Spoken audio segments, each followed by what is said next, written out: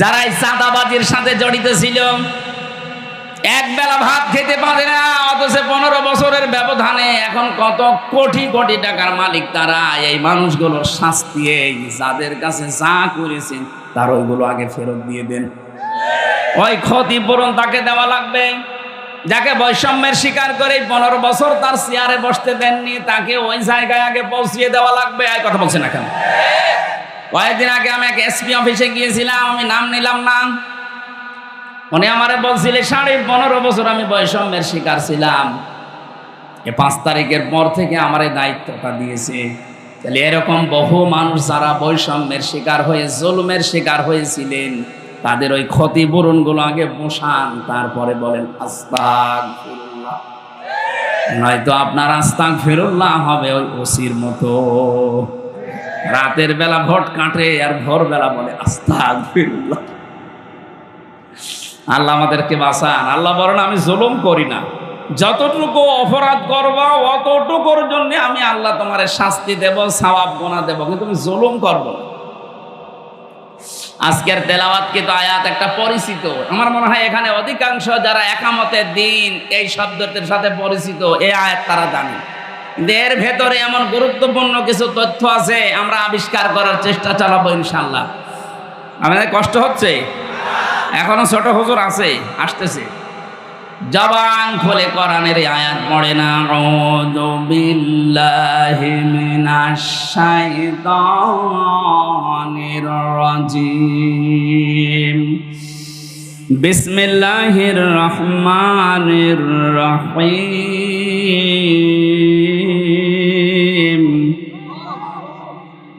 কুল ইন্না সলাতি ওয়া নুসুকি ওয়া মাহইয়ায়া ওয়া মামাতি লিল্লাহি রাব্বিল আলামিন।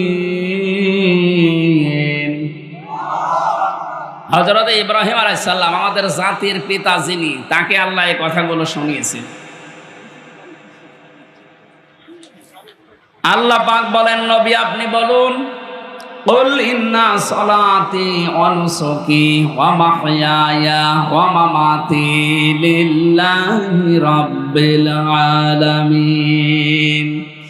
আমি আমার নামাজ, আমার কুরবানি, আমার এই যে বেঁচে আছে জীবনটা, আমি যখন মারা যাব, মরণের আগ পর্যন্ত যা আছে আমার দুনিয়ায় সব আল্লাহর জন্য দিয়ে দিলাম। বলেন সুবহানাল্লাহ।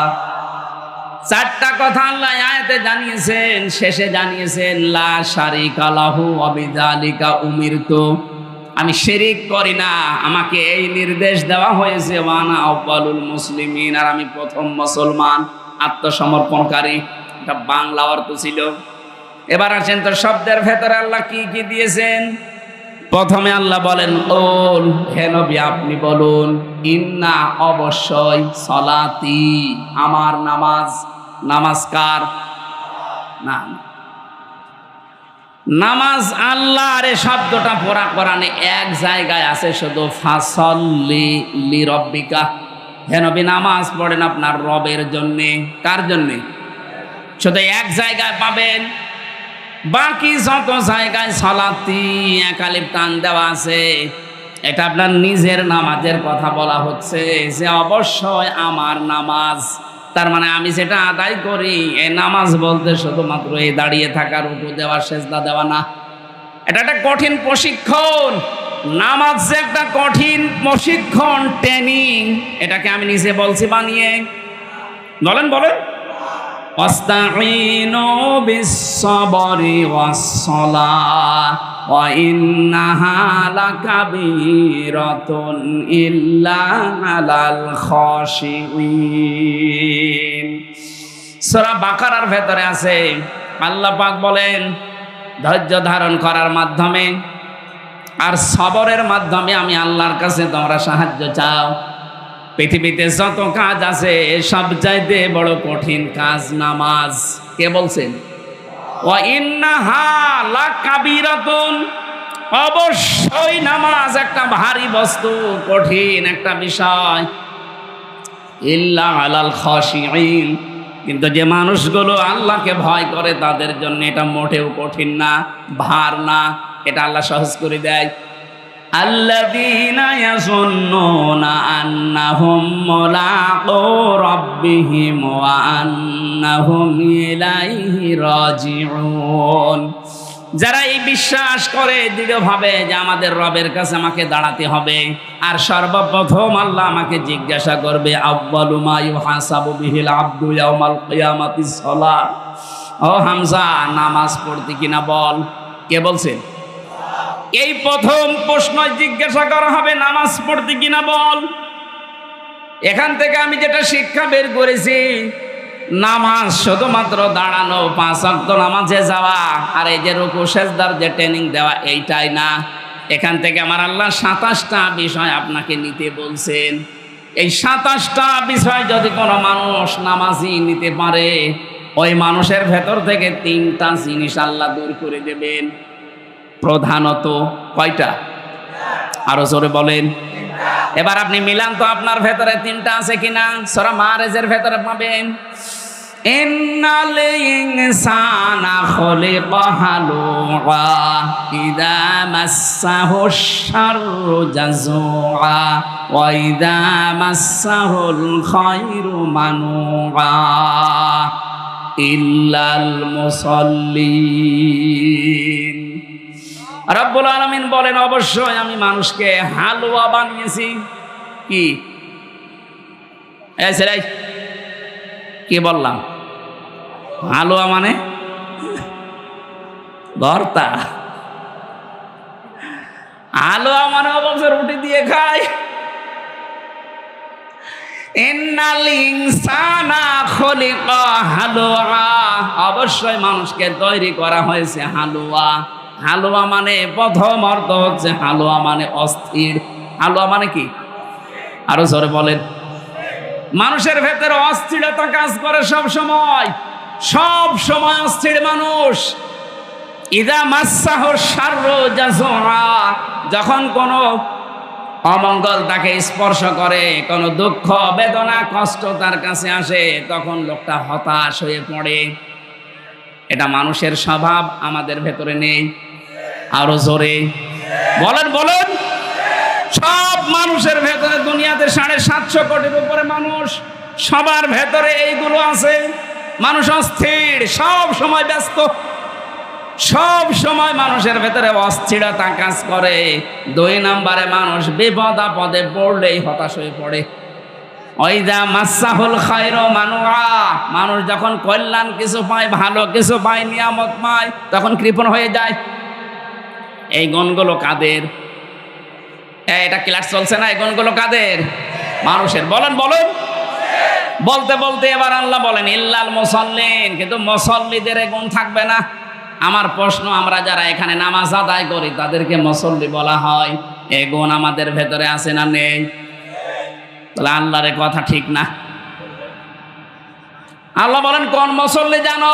আল্লাযীনা হুম আলা সালাতিহিম দাইমুন। বলেন আল্লাহু আকবার। পৃথিবীতে ওই মুসাল্লিদের ভেতরে এই গুণগুলো থাকবে না, যেই মুসাল্লিরা তাদের নামাজে নিয়মিত। 3 ওয়াক্ত পড়ে, 2 ওয়াক্ত পড়ে না এমন না। নামাজের ভেতরে যারা নিয়মিত, দাইমুন, এর ভেতরে যারা নিমজ্জিত থাকে, লেগে থাকে, এবং এখান থেকে পঠিত বিষয় এবং এই যে শারীরিক যে বিষয়গুলো আছে এগুলো মানুষ শিক্ষা নিয়ে অর্জন করে। পঠিত বিষয় একটা আর প্র্যাকটিক্যাল বিষয় একটা। 5 ওয়াক্ত আযান হবে, নামাজে যাবেন, আসবেন, দাঁড়াবেন, রুকু সেজদা সালাম ফেরানো, এগুলো একটা ব্যায়াম। এগুলো কি? এগুলো শারীরিকভাবে আপনি করছেন। আর মুখ দিয়ে কিছু উচ্চারণ করা লাগে, আল্লাহু আকবার থেকে শুরু করে সালাম ফেরানো পর্যন্ত যা বলবেন এগুলো পঠিত ইবাদত। এ পড়াটার ভেতরে আমি 27টা শিক্ষা পেয়েছি। এটা তাফসিরে ফি জিলালিল কোরআনে পাবেন। কোন মুসল্লি যদি এই 27টা শিক্ষা নিয়ে তার প্র্যাকটিক্যাল লাইফে মিলাতে পারে, এই আয়াতের হক তার জীবনে আদায় হয়, সে যেন বলতে পারে ক্বালে ইন্না সলাতি, আমার নামাজ। এগুলো যদি নিতে না পারেন কিয়ামত পর্যন্ত নামাজ পড়ে যাবেন। আমার নামাজ বলতে পারবেন না। এগুলো যারা বলতে পারে তাদের নামাজের দিকে তাকান, তাদের ভেতরে বিপদে পড়লে আপনি হতাশা পাবেন না। নিয়ামত পেলে তারা কৃপা। কোরআনে বর্ণিত যে নামাজ আল্লাহ দিয়েছেন, আমরা যদি সত্যি আস্তে আস্তে প্র্যাকটিস করি এই নামাজের, আল্লাহ আমাদেরকে ওই রকম মানের নামাজি বানিয়ে দেবেন। বলেন আমিন। দ্বিতীয় শব্দ ছিল নুসুকি, আমার নুসুক, আমার কোরবানি। তাফসিরে আমি নুসুক শব্দের তিনটা অর্থ পেয়েছি। এক নম্বরে নুসুক মানে কোরবানি করা, রক্ত প্রবাহ করা।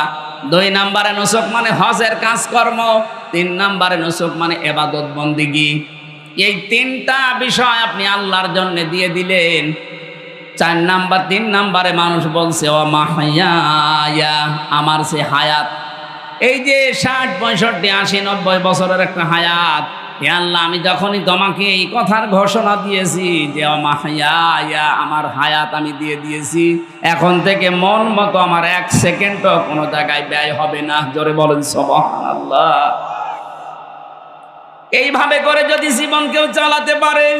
4 নাম্বারটা ও মামাতি, আমার যে মরণ আসবে, এই মরণের আগ পর্যন্ত আমার এই সারা জীবনের এই 33 বছর হামসার বয়স, এই 33 বছরটাই আমি পবিত্র পরিষ্কার করে তোমাকে দেখাবো। এই জন্য যখন ফেরেশতারা আসবে জালেম যারা মারা যায় তাদের সামনে, আল্লাহ কোরআনে কারিমে সূরা নাহালের ভেতরে তুলে ধরেছেন, আল্লাযীনা তাতাওয়াফাহুমুল মালাইকাতু যালিমি আনফুসিহিম ফাআলকাবুস সালামা মা কুন্না না'মালু মিন সু বালা ইন্নাল্লাহা আলীমুম বিমা কুনতুম তা'মালুন ফাদখুলু আবওয়াবা জাহান্নামা খালিদিনা ফিহা ফালাবিসা মাসওয়াল মুতাকাব্বিরিন। জোরে বলেন আল্লাহু আকবার। আল্লাহ বলেন মালাইকা ফেরেশতারা যখন আসবে, একজনের নাম দেননি মালাকুন না, মালাইকা ফেরেশতারা আসবে বহু বচন। জালেমদের সামনে যখন ফেরেশতারা আসবে, এ মানুষগুলো তখন নিজেদের অপকর্মের কথাটা তুলে ধরবে। যখন ফেরেশতারা এই যে দেখ, এটা দেখার পরে তখন থেকে তারা আফসোস শুরু হবে। আল্লাহ রাব্বুল আলামিন এটা তো বেঈমান যারা, জালেম যারা, তাদের এই দুঃখের বর্ণনা দিচ্ছিলেন। যেখানেই কোরআনে পেয়েছি দুঃখের কথা, তারপরেই পেয়েছি আশার কথা। এবার আমরা যারা টোটাফাটা একটু হালকা পাতলা মুমিন, ঈমান আমাদের একটু আছে, তাদেরকে আল্লাহ একটা সুসংবাদ দিচ্ছেন, আল্লাযীনা তাতাওয়াফাহুমুল মালাইকাতু তাইয়্যিবিনা ইয়াকুলুনা সালামুন আলাইকুম উদখুলুল জান্নাতা বিমা কুনতুম তা'মালুন। কোন মানুষ যখন মুমিন হয়ে মারা যেতে পারে, তাইয়্যিবিনের অর্থ আমি তাফসিরে পেয়েছি, তাইয়্যিবিন মানে শুধু পবিত্র না, শুধু নিজের শরীরকে পবিত্র করা, নিজের পোশাককে পবিত্র করা না, নিজের চিন্তা চেতনা, আকীদা, বিশ্বাস এবং নিজের খাবার, দুনিয়ায় বেঁচে থাকতে যা অবলম্বন লাগে সবগুলো আপনাকে পবিত্র করা লাগবে। আমার কথার অর্থ বোঝেননি? ফেরেশতারা যখন আসবে বলবে, বান্দা তোমার তো সবই দেখছি পবিত্র, কারণ তোমার আমলনামা যে 60 বছর 70 বছর যারা লিখেছে কিরামান কাতিবিন, এরা আমাদের কাছে দেখো দিয়েছে, পড়াটা আমরা পড়ে দেখলাম এর ভেতর কোনো নাপাক প্রবেশ করেনি। সুবহানাল্লাহ বলতে পারে? তোমার যৌবনটা মনে হচ্ছে পবিত্র, এ যৌবনে তুমি যা যা করেছিলে কোনো নাপাক পথে পা বাড়াওনি। ও টাঙ্গাইলবাসী, এবার নিজের সাথে আয়াতটা মিলান তো। এখন যদি আপনার ডাক চলে আসে মরণের, যেটা ফেরেশতারা দেখবে, এ কথা কি বলতে পারবে হামজা তোমার জীবনটা পুরা দেখলাম, এটা পরিষ্কার আছে, পবিত্র আছে? তাইয়্যিবিনা মানে শুধুমাত্র পোশাক পবিত্র না, শুধুমাত্র শরীর পবিত্র না, তোমার সব পবিত্র হওয়া লাগবে। তোমার চিন্তা চেতনাও, তুমি দুনিয়াতে কি কি করেছিল ওই কাজগুলো পবিত্র হওয়া লাগবে।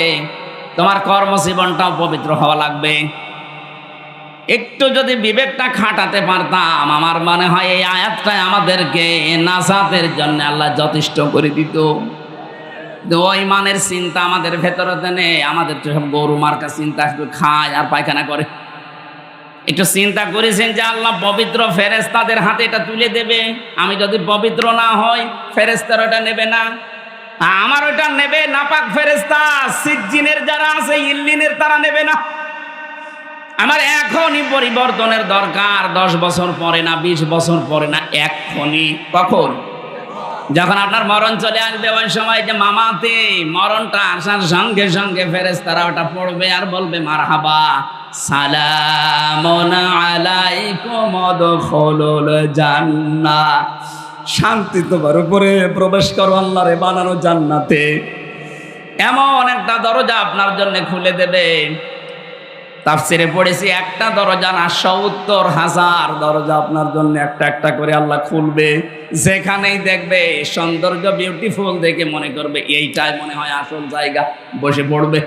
ফেরেশতারা বলবে আল্লাহর বান্দা ওঠো, এটা না, চলতে থাকো। হাত্তা ইদা জাউহা ওয়া ফুতিহাত আবওয়াবুহা ওয়া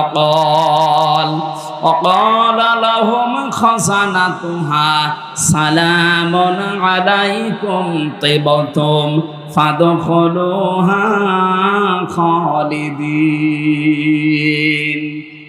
এখান থেকে আমি জেলে যাওয়ার পরে আয়াতটা একটু ক্লিয়ার হয়েছে আমার কাছে। এর আগে আমি পড়েছিলাম কিন্তু বুঝি নাই। আল্লাহ এর আগে যে কথাগুলো জাহান্নামের বর্ণনা দিচ্ছিলেন, হাত্তা ইযা জাউহা ফুতিহাত আবওয়াবুহা ওয়া ক্বালা লাহুম খাযানাতুহা আলাম ইয়াতিকুম রাসূলুম মিনকুম, এটা জাহান্নামের আয়াত। জাহান্নামের কথা বলতে গিয়ে আল্লাহ দরজার কাছে যেই বাবের বহুবচন আবওয়াব দেওয়ার সঙ্গে সঙ্গে আল্লাহ খুলে রেখেছি এ কথা বলেন নাই। জাহান্নামের কথা বলতে গিয়ে আল্লাহ বলেন জাহান্নামের দরজা সব সময় ব্লক করা থাকে, বন্ধ করা থাকে। কারাগারকে যেহেতু জাহান্নামের সাথে তুলনা দেওয়া হয়, এ কথা বলছে না কেন? ওটা আল্লাহর কারাগার, জাহান্নাম কার কারাগার? আর এটা দুনিয়ার কারাগার। কারাগারের নিয়মই হচ্ছে, জেলখানার নিয়ম হচ্ছে ২৪ ঘন্টা কারাগার বন্ধ থাকে, মেন গেটটা। যত রকমের বড় মহারথী আসুক, ফের প্রধানমন্ত্রীও যদি আসে তাড়াতাড়ি করে ঢোকাবে, ঢুকিয়ে আগে তালা মেরে দেবে, আবার বের করবে, আবার তালা মেরে দেবে। এইটাই কারাগারের নিয়ম। কিন্তু জান্নাতের দরজার কথা বলতে গিয়ে আল্লাহ মাঝখানে একটা ওয়া দিয়েছেন, হাত্তা ইযা জাউহা ওয়া ফুতিহাত আবওয়াবুহা ওয়া ক্বাল, জান্নাতের দরজা বন্ধ থাকবে না, জান্নাতের দরজা তুমি যাওয়ার আগেই খোলা থাকবে। ফেরেশতারা ফুল নিয়ে, মালা নিয়ে বলবে সালামুন আলাইকুম তিবতুম ফাদখুলুহা খালিদিন, শান্তি বর্ষিত হোক, চলতে থাকো আল্লাহর জান্নাতে, প্রবেশ করো চিরদিনের জন্য, এখানে থাকো, কেউ তোমাকে বাধা দেবে না। জোরে বলেন সুবহানাল্লাহ। লাআল্লাকুম তুরহামুন, আশা করা যায় আল্লাহর রহমত এখানে নাজিল হবে। আমরা এ বিশ্বাস করি না? আর এটা পাওয়ার জন্যই আমরা এসেছি। সুতরাং যারা আসলাম বাড়ির সব কাজ বাদ দিয়ে, সারাদিনের পরিশ্রান্ত শরীর এখন লেলিয়ে দেবেন বিছানায়, তাও বাদ দিয়ে দিলেন কোরআনের একটা আয়াত বোঝার জন্যে। এত আগ্রহ যাদের, তারা বলছে আলহামদুলিল্লাহ। এটা যে একটা নেক কাজ, এখন অন্তত আপনার এখানে যতক্ষণ আসেন বসেন, গোনা হচ্ছে না, এই গ্যারান্টি আমরা দিতে পারি। গোনা হচ্ছে? অথচ এর বাইরে যারা চার দোকানে বসে এখনো গল্প করছে, অনেকে গেবতও করছে। গেবত করছে না? অনেকে বিভিন্ন নভেল, নাটক, সিনেমা, উল্টাপাল্টা নাচ দেখতেছে। আরো বিভিন্ন জায়গায় যারা অপকর্মে লিপ্ত আছে। এই সমস্ত মানুষের যে গোনা হচ্ছে, এতে কোনো সন্দেহ আছে? আমাদের অন্তত হায়াতের জিন্দেগিতে এখন 1-1.5 ঘন্টা যা বসে থাকবেন, আপনার আর যাই হোক গোনা হবে না। বলেন না কেন? আল্লাহ রাব্বুল আলামিন বলেন, মান জাবিল হাসানাতি ফালাহু আশরু আমসালিহা। হে নবী, পৃথিবীতে কোনো মানুষ যদি একটা নেকির কাজ করে, মহান আল্লাহ দয়া করে ওটা বৃদ্ধি করে 10 গুণ বৃদ্ধি করে দেন। অমান জাবিস সাজ্জিয়াতি ফালা ইউজা ইল্লা মিসলাহা ওয়া হুম লা ইউজলামুন। কিন্তু কোনো মানুষ যদি জুলুম করে, অন্যায় করে, পৃথিবীতে সাজ্জিয়াত পাপের কাজ যদি কোনো মানুষ করে, আমার আল্লাহ তাকে যতটুকু পাপ করবে অতটুকু পরিমাণে শাস্তি দেবেন। সবচাইতে আনন্দের বিষয়ে আল্লাহ তার উপরে জুলুম করবেন না। এই যে শেষের শব্দটা, জুলুম করেন না আল্লাহ, এটা যে এত নিকৃষ্ট শব্দ আল্লাহর কাছে। আল্লাহর সাথে কেউ যদি জুলুম করে আল্লাহ হয়তো তাকে মাফ করে দেবেন, কিন্তু সৃষ্টি জগতের কারো সাথে কারো যদি জুলুম হয়ে যায় আল্লাহ তাকে মাফ করবে না যতক্ষণ ওই মাজলুম তাকে মাফ না করে। আমার কথা ক্লিয়ার তো? না না, ক্লিয়ার হয়নি। আপনি আল্লাহর বিভিন্ন অধিকার নষ্ট করেছেন। আপনি বান্দা হিসাবে আল্লাহর অনেকগুলো অধিকার আল্লাহ আপনার কাছে পায়। যেমন আপনাকে উল্লেখ করার মতো কিছু ছিল না, সেখান থেকে আজ আপনাকে ওয়াহিদুজ্জামান বানিয়েছে। এটা আপনার বাবা বানিয়েছে। হ্যাঁ বলেন বলেন। হাল আতা আলাল ইনসানি হাইনুম মিনাদ দাহরি লাম ইয়াকুন শাইআম মাযকুরা। হে ওয়াহিদুজ্জামান, তোমার জীবনে এমন একটা সময় ছিল যখন উল্লেখ করব এরকম কিছু বিষয় তুমি ছিলে না। কে বলছেন? সেখান থেকে আজ এই চেয়ারে বসিয়াছি আমি। এখানে এককভাবে হয়তো তোমার মা বাবা বিছানায় ছিল, এতটুকুই শেষ। বাকি যা করার আমি আল্লাহ নিজে করেছি। এখানে তোমার প্রতি আমার অনেকগুলো দাবি আছে। আমি তোমাকে বানানোর কারণে আমার প্রতি তোমার যেমন দাবি আছে, সে দাবিগুলো আমি ওই যে বীর্য থেকে শুরু করে এ পর্যন্ত সবই দিয়েছি। তুমি কথা বলতে পারতে না, আমি আল্লাহ এটা শিখিয়েছি। বিজ্ঞান এখন জানিয়েছে যে মানুষ কথা বলে, এক একটা কথা তৈরি হতে 27টা ধাক্কা লাগে। এই কণ্ঠের ভেতরে 27টা স্তর আছে। এতগুলো ধাক্কা তৈরি হওয়ার পর একটা কথা আপনি বের করতে পারেন। কোরআন আর হাদিস জানিয়েছে প্রত্যেকটি স্তরে আল্লাহ এক একজন ফেরেশতা বসিয়ে রেখেছে আপনার এই কথা তৈরি করার জন্য। মেশিনের ভেতরে যদি আপনি গম দেন, 3-4টা স্তর পার হওয়ার পরে আটা বের হয়। আল্লাহ বলেন এই যে কণ্ঠের কয়েক ইঞ্চি জায়গা, এখান থেকে কথা তৈরি হতে 27টা স্তর পার করে একটা কথা বের হয়। কাউকে যদি আল্লাহ কথা বন্ধ করে দেয়, তামাম দুনিয়ার সব ডাক্তার মিলেও আপনার কথা বের করতে পারবে না, কারণ এটা আর মানুষের দায়িত্বে নেই, এটা আল্লাহ নিজে দায়িত্বে রেখেছেন। আর এটা পালন করাচ্ছেন আল্লাহ ফেরেশতাদেরকে দিয়ে। এই জন্য মানুষ যদি একটু নাড়াচাড়া দেয় বিবেককে, একটু যদি কাজে লাগাতে চেষ্টা করে, ওর দুনিয়ার দিকে তাকানো লাগবে না, ওর নিজের দিকে তাকালে হেদায়েত পেয়ে যাবে। আমরা বহুবার বলেছি, মানুষকে বানাতে আল্লাহ যে নিজের পক্ষ থেকে 5টা জিনিস দান করেছিলেন: শ্রবণ শক্তি, দর্শন শক্তি, বাক শক্তি, আকেল শক্তি আর ঘ্রাণ শক্তি। এর ভেতরে বাক শক্তি এ শব্দটা আছে না? বলেন বলেন। এটা ক্লাস চলছে, ছাত্রের মতো জবাব দেবে। বাক শক্তি দিয়ে মানুষ কি করে? কথা বলে। বলেন না কেন? তাহলে এইটা আল্লাহ নিজে দিয়েছেন, কেউ দেয়নি। তাফসীরের ভেতরে পড়েছি হাক্কানিতে, এখানে অনেক আলেম আছে, তাদেরকে বলছি আপনি একটু চিন্তা করে দেখেন। এই যে 27টা স্তর, প্রতি জায়গায় একজন করে ফেরেশতা বসে আছে, এর কথা ওর কাছে, ওর কথা ওর কাছে, এভাবে দিতে দিতে 27 নাম্বারের জায়গা দিয়ে একটা কথা তৈরি হয়। একটা ফেরেশতাও যদি ওখানে বসা অবস্থায় দায়িত্ব সঠিকভাবে পালন না করে, কোরআন আর হাদিসের বর্ণনা আপনি কথা শুদ্ধভাবে বলতে পারবেন না, গা গো শব্দ হবে।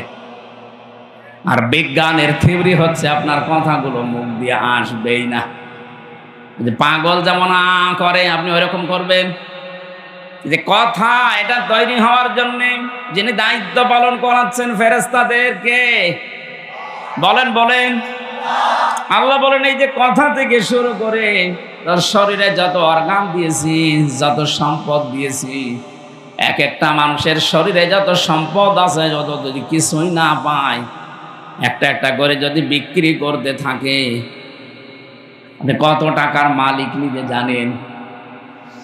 যিনি বসে আছে আমাদের প্রধান অতিথি, ওনাকে আল্লাহ সম্পদ দিয়েছে মনে করেন। যদি বলা হয় ভাই 2টা চোখ দিয়ে দেন, এই যে প্রতিষ্ঠানের মালিক, আপনি এরকম 5টা প্রতিষ্ঠান দিয়ে দেবে? বলেন তো, 2টা চোখ দিতে রাজি না? দর্শন শক্তির কথা বলছিলাম, আল্লাহ নিজে দিয়েছেন এইটা। এই জন্য উনি যদি কাউকে নষ্ট করে দেয় জন্মের পর থেকে, তামাম দুনিয়ার ডাক্তার মিলেও আপনাকে দেখাতে পারবে না। আল্লাহ বলেন, আমি যে নেই থেকে শুরু করে তোরে হামসা বানালাম, বহু কিছু তোর জীবনে আমার আছে। আমার যেমন আছে তোর জীবনে, আমিও তো তোর কাছে কিছু পাবো। সেই হিসাবে আমাকে তো কিছুই দিতে পারলে না, তারপরও আমার বিভিন্ন অধিকারগুলো যখন নষ্ট করে ফেলো, আমি আল্লাহর কাছে যখন ফিরে আসার ঘোষণাও দেয়া যে আমি ফিরে আসতেছি, তখন আমি আল্লাহ মাফ করে দেই। কিন্তু আমার সৃষ্টি যারা এই পৃথিবীর, আমরা 18,000 মাখলুকাত বলি, তার চাইতেও বেশি আছে। এই সৃষ্টির কারো সাথে যদি তোমার জুলুম হয়ে যায়, যতক্ষণ ওই মাজলুম তোমাকে মাফ না করবে, ততক্ষণ তোমার ক্ষমা নেই। এই বিষয়টা আজকে আমি ক্লিয়ার করব যতটুকু সময় লাগে। এই বাংলাদেশে যেহেতু এটা এখন বেশি চলছে, এই 15.5 বছর আপনারা যারা জুলুম আর অত্যাচার, নির্যাতন, গুম, খুন, মানুষের অধিকার নষ্ট করা, আয়না ঘরের সাথে যারা জড়িত ছিলেন, এটা যে ছিলেন এটা প্রমাণ হয়ে গেছে না? এখন যদি আপনি বলেন আস্তাগফিরুল্লাহ, আপনার মাফ হবে না? আরে ভাই, আপনি তো আল্লাহর কাছে অপরাধ করেননি, আপনি অপরাধ করেছেন হামসার কাছে। এই যে আমি 3টা বছর ছেলে ছিলাম, আপনি কি আল্লাহর কাছে অপরাধ করলেন না আমার কাছে? কয়েকদিন আগে আমার মামলা সব খারিজ হয়ে গেছে, আদালত কর্তৃক প্রমাণিত যে আমার কোনো দোষ নেই, আমি নির্দোষ। তাহলে নির্দোষ মানুষকে বিনা কারণে আপনি 3টা বছর ওই ফাঁসির কন্ডেম সেলের ভেতরে রেখে দিলেন, এটা জুলুম। আরেকটু আসতে, এই জুলুমের সাথে আমার মামলার আয়ু থেকে শুরু করে যারা টপ টু বটন জড়িত, প্রত্যেকেই জালেম। জুলুম যারা করে তারা কি? ইমাম আহমদ ইবনে হাম্বল রাহমাতুল্লাহ আলাইহি, উনি জেলে ছিলেন, ওনাকে প্রতিদিন 32টা করে চাবুক মারা হইল। এক কারারক্ষী এসে একদিন বলছে, হুজুর, জালেম কাকে বলে? জালেমদের যে বর্ণনা আপনি মাঝে মাঝে এই যে কারাগারে বসে বসে বলেন, লেখেন, তা আমি যে আপনাকে পাহারা দেই, আমি কি জালেমের ভেতরে পড়ি? আমি কি জালেমের সহযোগী হিসাবে পড়ি? আপনি একটু আমাকে বলেন তো। ইমাম আহমদ ইবনে হাম্বল বললেন, আল্লাহর বান্দা, জালেমের সহযোগী বলা হয় তাদেরকে যে মানুষগুলো যারা জুলুম করে তাদের পানি টেনে দেয়, কাপড় পরিষ্কার করে, ঘরদোর পরিষ্কার করে দেয়, নাস্তা বানিয়ে দেয়, চা টেনে দেয়। এই জালেমদের যারা এগুলো খেদমতে আছে, তারা হচ্ছে জালেমদের সহকারী। আর তুমি যেটা করছো সহকারী না, তুমি নিজে জালেম। ও দাঁতে কামড় দিয়ে বলছে, কি প্রশ্ন করলাম আর উত্তর পেলাম কি? প্রশ্ন না করাই ভালো ছিল। আমি জানতে চেয়েছিলাম যে আমি কি জালেমের সহযোগী কিনা। এখন তো নিজেই আমি জালেম হয়ে গেলাম। এই জুলুম থেকে মুক্ত হওয়ার জন্য কি করা লাগবে? উনি কয়েকটা টিপস দিয়েছিলেন। আমার এখানে শিক্ষা দেওয়ার বিষয়, এই 15.5 বছরে যে যা জুলুম করেছেন, ওই জুলুম যদি যার সাথে করলেন তার ক্ষতি হয়ে যায়, ওই ক্ষতিপূরণ আপনাকে দেওয়া লাগবে। আমার সাথে এক ওসি ছিল কারাগারে, নুসরাত হত্যা মামলা। আমি একদিন আমার ফাঁসির কন্ডেম ছেলে বসে বসে তাওবার ব্যাখ্যা করছিলাম। উনি আমার কাছে এসে বলছে, হুজুর, যে ব্যাখ্যা দিলেন আমিও তো তওবা করেছি, দেখেন তো আমার তওবা মেলে কিনা। বলেন, যে নির্বাচন গেল আমি বাইরে ছিলাম, রাত 12টার পর থেকে আমার যে এসআই এবং আমার যা আছে আশপাশে কনস্টেবল, এদেরকে নিয়ে আমার আন্ডারে যারা রাত 12টার পর থেকে আল্লাহর নামে ভোট কাটা আরম্ভ করলাম। এই দেখেন কোরআন শরীফ আমার সামনে এইভাবে বলছে, আমি আল্লাহর নামে ভোট কাটা আরম্ভ করলাম। ফজর পর্যন্ত কাজ করে বাক্স পরিপূর্ণ করে আমি জায়গা মতো পাঠিয়ে দিলাম। এই জন্যই তো দিনের ভোট রাতে হয়েছে। প্রত্যেক থানায় একই অবস্থা। ফজরের আজান দেওয়ার পরে গোসল করলাম তাড়াতাড়ি, ওযু করার পরে 2 রাকাত নামাজ আদায় করে বললাম আস্তাগফিরুল্লাহ। হুজুর আমার এই তাওবা হয়েছে। আলাম না, তাওবা হয়নি, এটা ভণ্ডামি। আরে ভাই, আপনি তো আল্লাহর কাছে দোষ করেননি যে আস্তাগফিরুল্লাহ পড়বেন, আপনি দোষ করেছেন হামজার কাছে। একটা এমপি বানাতে 3.5 লাখ 4 লাখ মানুষের রায় লাগে, আর আপনি নিজেই সব দিয়ে দিলেন। কথা বলেন না কেন? সুতরাং আমার মতো 3.5 থেকে 4 লাখ হামজার কাছে আপনি আগে মাফ চাবেন। আমরা যদি বলি ঠিক আছে যা তোরে ছেড়ে দিলাম। কিন্তু ভয়ঙ্কর বিষয় হচ্ছে, আপনি যখন থেকে ভোট কেটেছিলেন তারপরে এই কয় বছরে অনেক মানুষ এ দুনিয়া থেকে বিদায় নিয়েছে। আপনি তাদের কাছে মাফ চাবেন কি করে? সুতরাং জালেমদের অনুসারী যারা ছিল, ফাঁসিবাদের দোসর যারা ছিল, ওদের দুনিয়াও শেষ, আখিরাতও শেষ। একটা উপায় আছে, বলবো, আপনি আবার অন্যদিকে নিয়েন। কিছু মানুষের বুদ্ধি শুধু উল্টা কাজ করে, মনে করে যে হ্যাঁ খুব ভালোই লাগছে, বিপদে যখন পড়বেন তখন টের পাবেন। এক লোক এরকম উল্টা বোঝা, আমি একটা ঘটনা পড়েছিলাম, চিন্তা করছে সারা জীবন মোটর সাইকেল চালায়, জামা এভাবে গায়ে দেয়, বাতাস লাগে বুকে, এমন কায়দায় জামা গায়ে দেবো যেন বাতাস বুকে না লাগে। জামার সামনের সাইড দিয়েছে পেছনে, এত জোরে মোটর সাইকেল, শেষ পর্যন্ত অ্যাক্সিডেন্ট করে মসজিদের পাশে পড়ে আছে। মুসল্লিরা ফজরের পরে বের হয়ে বলছে, কি গো, অ্যাক্সিডেন্ট করে ভদ্রলোক পড়ে আছে, তাড়াতাড়ি পানি নিয়ে আসেন। মসজিদের ইমাম বের হয়ে বলছে, কি বলো, দেখো এর অবস্থা, পানি কোন জায়গায় দিবা, এর মাথা তো পেছনে চলে গেছে। এরা যদি বাঁচাতে চাও তো তাড়াতাড়ি আগে মাথা ঘুরে সামনে নিয়ে আসো।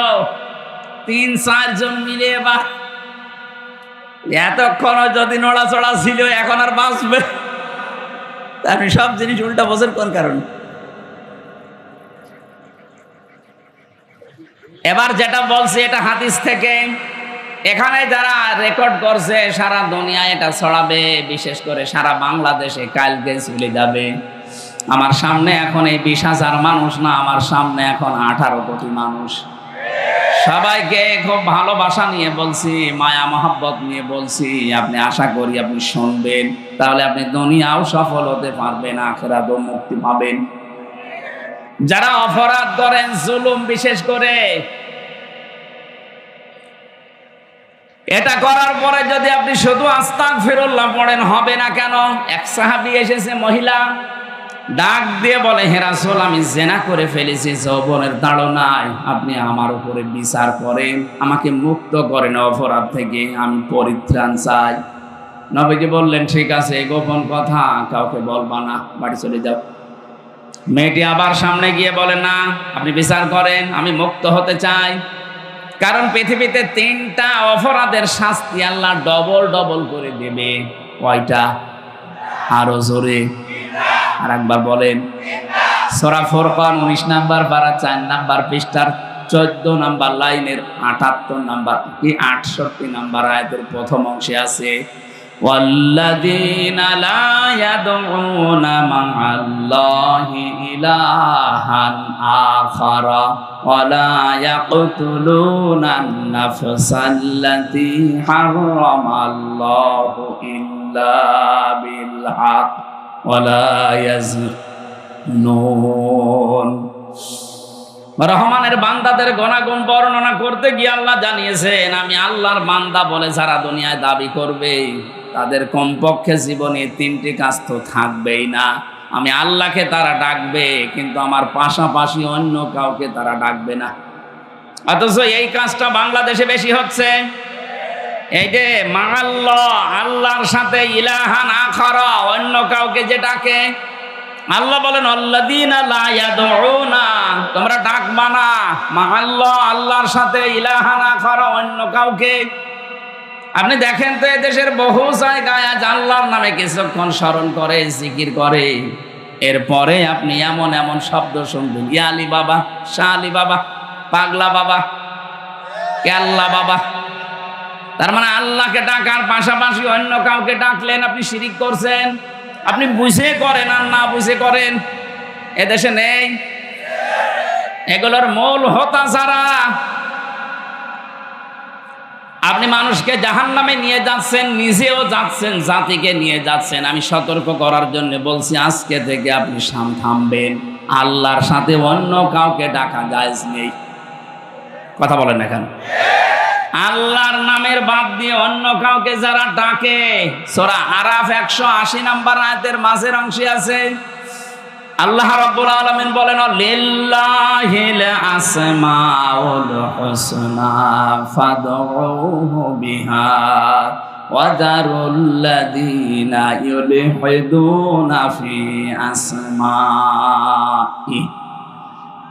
এই যে ইলহাদ, আলেম যারা আছে তারা বুঝবে, যারা আল্লাহর সাথে ইলহাদ করে, উল্টা পাল্টা করে, আল্লাহর নামকে রং ঢং দেয়, কিছুক্ষণ লা ইলাহা ইল্লাল্লাহ, এরপরে ইল্লাল্লাহ, এরপরে হু হু, এরপরে অন্য কিছু যোগ করে। কোরআনে কারিমের নির্দেশ অনুযায়ী এগুলো প্রকাশ্য নিষেধ। আশা করছি আপনি জীবনে আর এই কাজ করবেন না, তাহলে ডবল শাস্তি পাবেন। এদের পরের শব্দে আল্লাহ ডবল শাস্তির কথা নিজেই জানিয়েছেন, ইয়াদাফুলাহুল আযাবু ইয়াউমাল কিয়ামাহ। আল্লাহ পাক বলেন, ডবল শাস্তি দেব কিয়ামতে। আজকে থেকে সিদ্ধান্ত নেওয়া যায় না, বলেন। আল্লাহর সাথে আমরা আর কাউকে ডাকতে পারি না, সে বাবা হোক, চাচা হোক, কথা বলেন না কেন? যত বড় আল্লাহর ওলি দাবি করুক, পীর সাহেব হোক, খাজা বাবা হোক না, আল্লাহ ছাড়া আমি কাউকে ডাকতে পারি না জিকির হিসাবে। প্রশ্ন আসতে পারে, ওরা জিকির হিসাবে ডাকে না, আল্লাহকে পাওয়ার জন্য ওইটা মাধ্যম হিসাবে, এটাও জায়েজ নেই। সূরা জুমার, লিয়ুকাররিবুনা ইলাল্লাহি সুলফা। আল্লাহ পাক বলেন, নবী ওদেরকে যদি জিজ্ঞাসা করো যে দেবতাদেরকে ডাকো কেন, ওরা বলবে না এদের ডাকি না, এদের মাধ্যমে আমরা আল্লাহর কাছে যেতে চাই। আমি নাম ধরছি একটা, আপনি বেশি নাম না।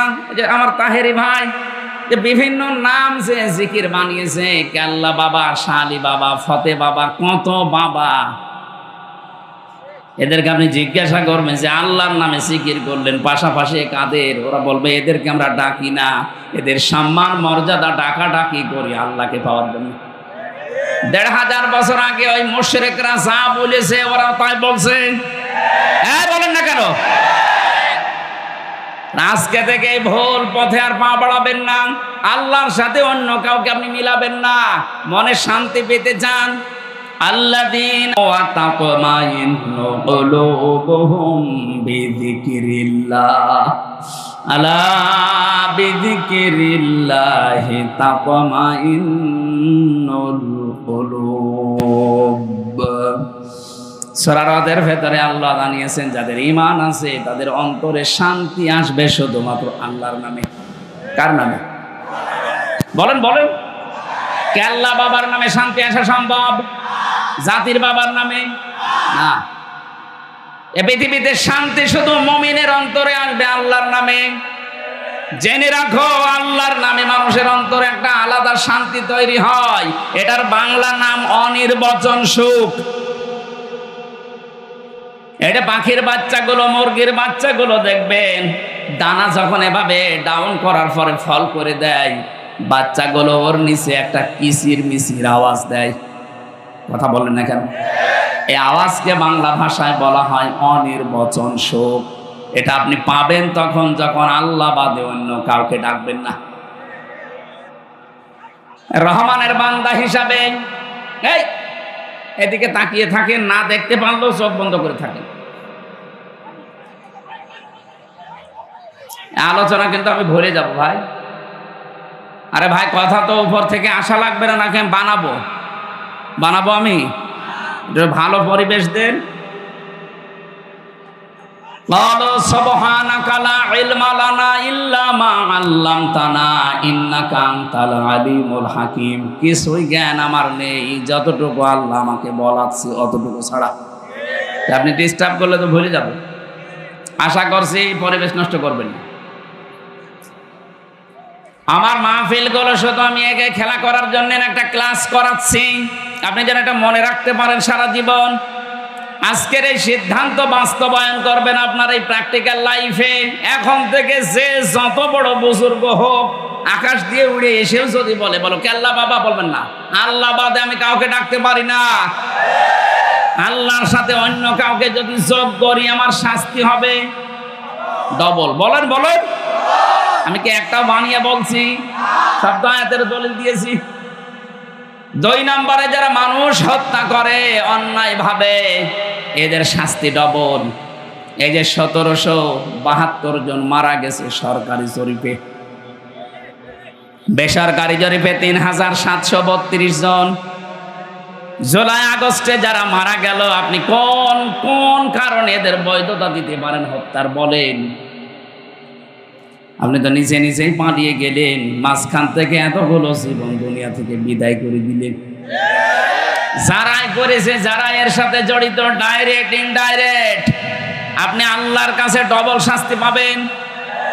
এটা থেকে পরিত্রাণের একটা ব্যবস্থা আছে, আমি সামনে যাচ্ছি। 3 নম্বরে ওয়ালা ইয়াজনুন, জেনা করবা না। দুনিয়ায় যারা জেনা করেন তাদের শাস্তি হবে ডবল। অথচ বাংলাদেশে ইদানিং দেখছি বুড়ো জেনাখোর বেড়ে গেছে। বয়স 85 বছর, শরীর চলে না, অথচ হাতের জেনা, মুখের জেনা,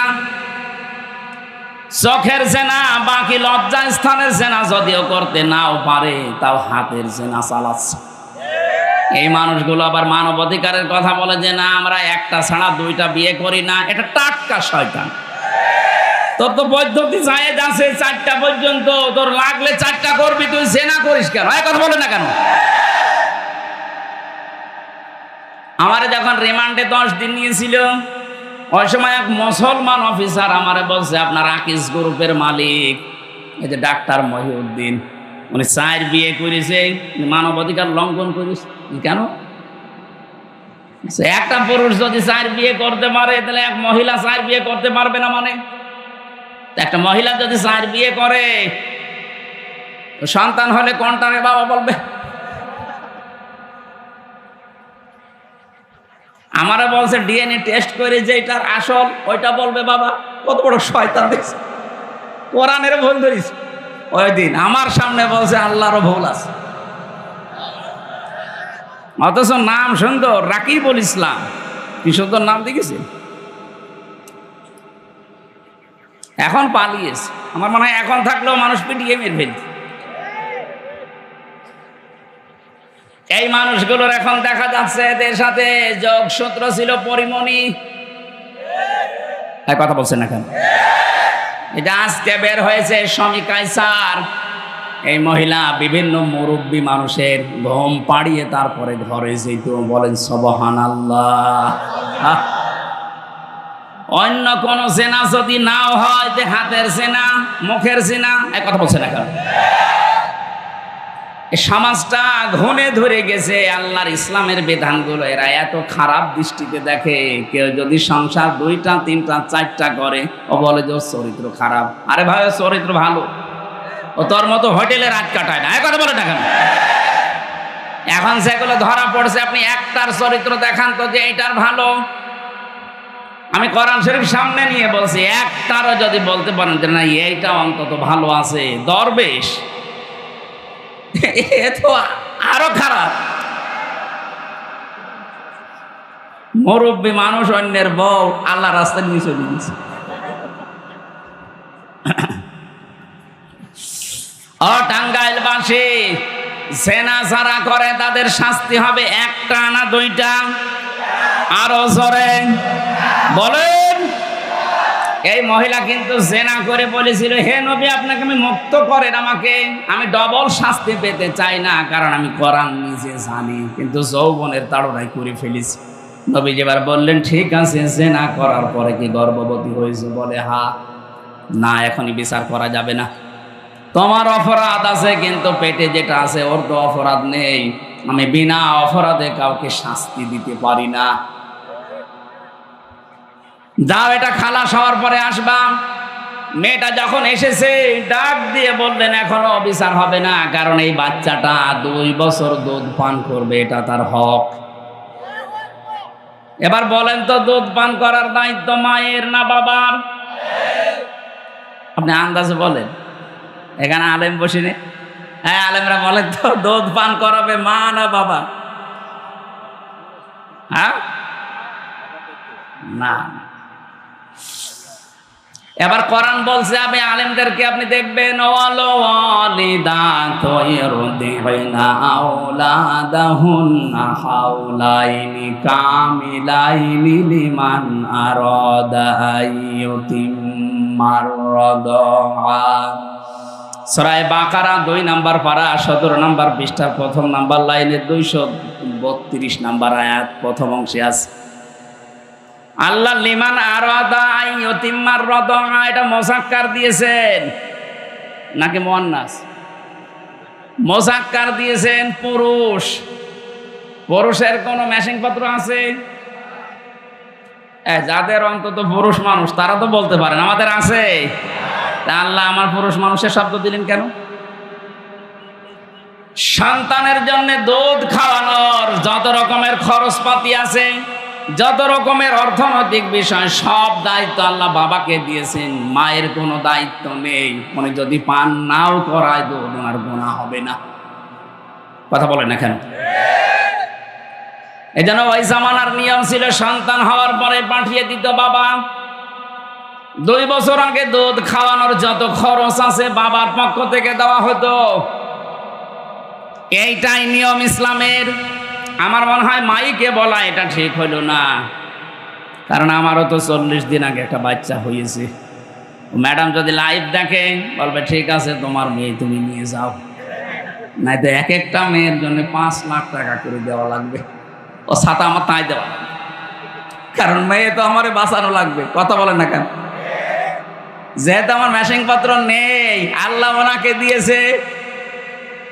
সম্মানিত মা বোনেরা, আপনাদেরকে এখানে ছোট্ট একটা কথা বলছি, যারা নিজেদের বডি ফিগার, নিজের শরীর স্বাস্থ্য নষ্ট হয়ে যাবে, খারাপ হয়ে যাবে, এই নিয়ত করে সন্তানকে দুধ দিতে চান না। কোনো জিনিস এক জায়গায় রাখলে, জমাট বাঁধলে কিন্তু ওটা নষ্ট হয়ে যায়। পানি এক জায়গায় রাখবেন, দেখবেন পছন্দ ধরে। কথা বলছেন এখানে? যত পানি ছেড়ে দেবেন দেখবেন স্বচ্ছ নির্মল পানি আসতে থাকবে। আর এক জায়গায় রাখেন, দেখেন 10 দিন পরে পছন্দ ধরে যাবে, নষ্ট হয়ে যাবে, পোকামাকড় তৈরি হবে।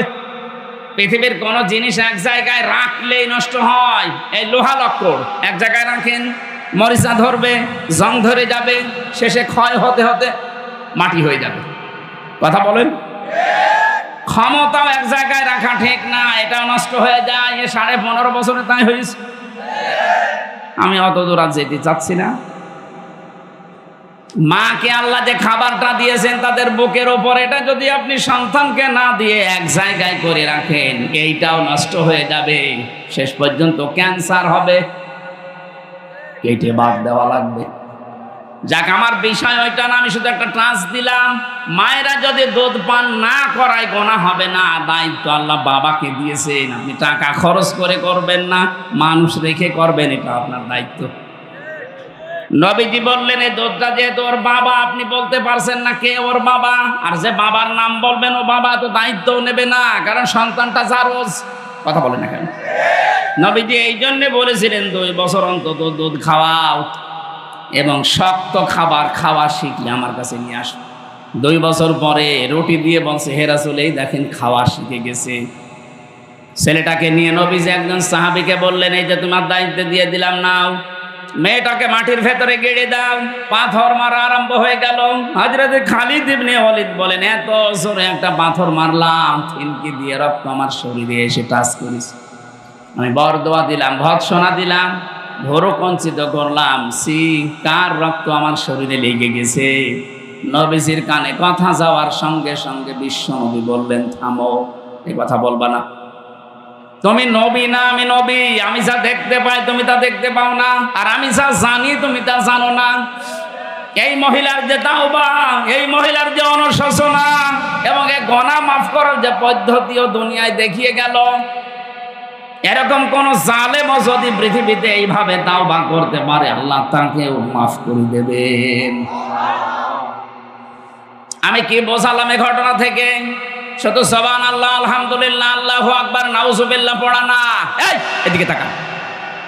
এই 15.5 বছর যারা জুলুম, নির্যাতন, অত্যাচার করেছেন, আপনি তো আল্লাহর সাথে কিছু করেননি, করেছেন জনগণের সাথে, সৃষ্টি জগতের সাথে। এই কথা বলে না কেন? যে গাছগুলো কাটার কথা ছিল না, আপনি ক্ষমতা পেয়ে গাছগুলো কেটেছেন। এরকম গাছ দেশে নেই। ওই মহিলাকে নবীজি কিন্তু প্রথমেই বলতে পারতেন, যা হয়েছে হয়েছে, আস্তাগফিরুল্লাহ পড়ে নাও। পারতেন না? বলেন না কেন? বলেছিলেন না। মানে তিনবার এসে যখন বলেছে আমি মুক্ত হতে চাই, এ গুনার শাস্তি যেহেতু ডবল কোরআন ঘোষণা দিচ্ছে, সুতরাং আমি কিয়ামতের দিন পরিত্রাণ পেতে চাই, হে নবী আপনি আমাকে পরিষ্কার করেন। নবীজি পরিষ্কার যেভাবে করেছিলেন, হে বাংলার মানুষেরা, এ 15.5 বছরে যারা জুলুম করেছে মানুষের উপরে, তোমাদেরকেও আমরা পরিষ্কার করতে চাই। শুধু আস্তাগফিরুল্লাহ হবে না, আপনার জন্য হাজারো মানুষ 15 বছর ঘরে থাকতে পারে নাই। হাজার হাজার মিথ্যা মামলা নিয়ে কেউ গাছতলায়, কেউ বাঁশতলায়, কেউ ধানের জমিতে রাত কাটিয়েছে। আপনি গমের সাথে, খুনের সাথে, আয়না ঘরের সাথে আপনি জড়িত। মিথ্যা মামলা নিজে দিতেন, নিজেই ছাড়িয়ে নিয়ে আসতেন, মাঝখান থেকে ওর পরিবারের কাছে 8-10 লাখ টাকা নিয়ে নিতেন। এরকম ব্যবসা দেশে ছিল না? এই কথা বলে না কেন? এই ব্যবসাগুলো যারা করে কোটি কোটি টাকার মালিক হয়ে গেলেন, এখন আপনি আল্লাহর কাছে বললেন আস্তাগফিরুল্লাহ। আল্লাহ কি পাগল হয়ে গেছে? আপনি তো ক্ষতি করলেন হামসার। আমার প্রায় 30 থেকে 32 লাখ টাকা এই 3.5 বছরে গেছে। আমি চাই এই ক্ষতিপূরণ আমাকে দেওয়া লাগবে, যেহেতু আমি নির্দোষ, আদালত কর্তৃক প্রমাণিত, আমার কোনো দোষ পাইনি। তাহলে 32 লাখ টাকা আমার মামলার আয়ু থেকে শুরু করে যারা জড়িত ছিল সবার কাছে আমার দাবি। এবং 3টা বছর আপনি ফাঁসির কন্টেম সেলে আমাকে রেখেছেন, আমিও চাই 3 বছর আপনি থাকবেন। কথা বলেন না কেন? 10 দিন আপনি রিমান্ডে থাকবেন ওই মাটির নিচে। এতগুলো কাজ করার পরে বলেন আস্তাগফিরুল্লাহ যান। এইভাবে যদি আপনি অপরাধের তাওবা না করেন, এই দেশে সামনে যারা আসবে তারা আরো ভয়ঙ্কর জালেম হবে। আমরা চাই এই তওবা হোক। আমি কথা বোঝাতে পেরেছি? খালি বলো হুজুর দোয়া করেন আমি ভালো হয়ে যাচ্ছি, আস্তাগফিরুল্লাহ। আরে আস্তাগফিরুল্লাহ কার কাছে পড়িস? তুই কি আল্লাহর কাছে দোষ করলি এদের কাছে? হাজারো ইমাম বাধ্য হয়ে তোর কারণে, তোর জুলুমের কারণে কথা বলতে পারেনি। এরকম আলেম দেশে ছিল না? বাইতুল মুকাররমের মতো জায়গায় বসে বসে কোরআনের সঠিক ব্যাখ্যাগুলো যদি দিত, এ দেশটা আরো আগেই স্বাধীন হয়ে যেত। ওখানে বসে বসে ম্যাও ম্যাও করে আর কওমি জননী নাম দেয় জালেমের। জেলখানার ভেতরে মাওলানা মামুনুল হক সহ যতগুলো আলেম, 76 জন আলেম ছিল। আর আমার মাঝে মাঝে বলতো, এ করলো কি? এর বাবা তো ভালো ছিল, আর এই জালেমাকে একটা নৌকা পাওয়ার জন্য কওমি জননী দিয়ে দিল। নাউজুবিল্লাহ। যার হাতে দেশের হাজার হাজার মানুষ সেই 6 সালের অক্টোবর থেকে শুরু করে, 6 সালের 28 অক্টোবর থেকে শুরু করে 24 আগস্টের 5 তারিখ পর্যন্ত হাজার হাজার মানুষ হত্যার রক্ত যার হাতে লেগে আছে, আর তাকে আপনি কওমি জননী উপাধি দিয়ে দিলেন। আপনি মানুষ, আপনি দিয়েছিলেন এই কারণে যে আপনি যেন নৌকা মার্কা পান। কথা বলে না কেন? কোন কারণে আপনি এই মার্কা নিয়ে দাঁড়াতে গেলেন? আপনি যদি কুকুর মার্কায় দাঁড়াতেন তাও পাস করত। এই মার্কাটা আল্লাহ এত নিকৃষ্ট করে দিয়েছে, এখন যদি কেউ মুখ ফুটে বলে আমি নৌকার লোক, ওর পিটিয়ে মেরে ফেলবে মানুষ। শুধু টাঙ্গাইলে না, সারা দেশে একই অবস্থা। আমার 630টা থানায় মাহফিল নেওয়া আছে সারা বাংলাদেশে। প্রায় জায়গায় তো এখন যাচ্ছে, যেখানে যায় ওই নাম যদি কেউ বলে আগে গালি দেয়। জালেমদেরকে আল্লাহ বলেন আমি নিজে ঘৃণিত করে দেই। জালেমদের উপরে ঘৃণা জন্মায় কে? পুরা সৃষ্টি জগতের ভেতরে তাদের প্রতি রাগ তৈরি হয় আল্লাহর পক্ষ থেকে। এটা আমি বানালাম। সূরা সূরার 42 নম্বর আয়াতে আছে, ইন্নামাস সাবিলু আলাল্লাযিনা ইয়াজলিমুনান নাস। আল্লাহ পাক বলেন অবশ্যই আমি আল্লাহ নিজে মামলা দেব জালেমদের বিরুদ্ধে। আল্লাহর মামলার আসামি জালেমরা, তাহলে আল্লাহর সৃষ্টি জগৎ তাদের উপরে মন খারাপ করবে না? কথা বলুন। এই জন্যই তো মানুষ জালেমদেরকে দেখতে পারে না, সে যেই হোক। ইয়াজিদ জালেম ছিল, অথচ নামটা ভালো, আল্লাহ তার প্রতি ঘৃণা তৈরি করে দিয়েছে মানুষের। চেঙ্গিস খান, কেউ কি শুনেছেন যে তার ছেলের নাম চেঙ্গিস খান রাখে? হিটলার, এক কথা বলছেন না কেন? আপনি কত ইহুদির সাথে মিলেছি বাইরের দেশে, এই যে সিঙ্গাপুরে, মালয়েশিয়া, থাইল্যান্ডে বিভিন্ন দেশ ঘুরলাম, কত ইহুদির সাথে আমি গাড়িতে চলেছি, ট্রেনে, বাসে, কোনো মানুষের নাম হিটলার আমি শুনিনি। ইয়াজিদের নাম আমি শুনিনি, চেঙ্গিস খানের নাম আমি শুনিনি, অথচ নামগুলো তো খারাপ না। চেঙ্গিস খান কেউ রাখে? কারণ জালেমদের প্রতি ঘৃণা তৈরি করে দেয় কে? আরো জোরে। রমজানে সৌদিতে ছিলাম, মক্কা থেকে বদরের ময়দানে যাবার সময় একটা গাড়ি ভাড়া করলাম, যে ড্রাইভার মদিনায় বাড়ি ওনার, আমারে বলছে ইয়া হাজি ওল হজ্জা তাই না বিলাদুকা। ও হাজি, দেশ কোথায়? জি তুমিন বাংলাদেশ, আমি বাংলাদেশ থেকে এসেছি। আমারে বলছে হারামি। কি বলেন আপনি? বলছে তোমাকে বলি নাই, তোমার দেশের যে দায়িত্ব আছে ওটা একটা হারামি। বলো ওইটা ঠিক আছে। আমার কাছে আমারে বলছেন আপনি? না, তুমি ওই দেশের মানুষ, দেখেছেন এই দেশে বাড়ি, আমারে পর্যন্ত চোখ গরম করে হারামি বলছে, অথচ জীবনেও দেখিওনি। খালি মোবাইলে ইউটিউবে কর্মকাণ্ডগুলো একটু দেখে। এখান থেকে ৬,০০০ কিলোমিটার, এত দূরের মানুষের ভেতরে আল্লাহ ঘৃণা তৈরি করে দিয়েছে। এটা হামজা তৈরি করেছেন আল্লাহ। আরো জোরে। আমরা যেন এরকম জুলুম না করি, আমাদের প্রতি আল্লাহ ঘৃণা তৈরি করে দেবে এই সৃষ্টি জগতের। কথা বলেন ঠিক কিনা? এই জন্য আমি আপনাদেরকে যেন বিপদে না পড়েন বাঁচাতে চাই। সত্যি আপনাদের ভালোবাসি। আপনারা এখনো যদি নিজেকে মুক্ত করতে চান, ওই মহিলার মতো শাস্তিটা নেন। চুরি করেছেন, হাত কেটে দেওয়া হবে। কথা বলছে না?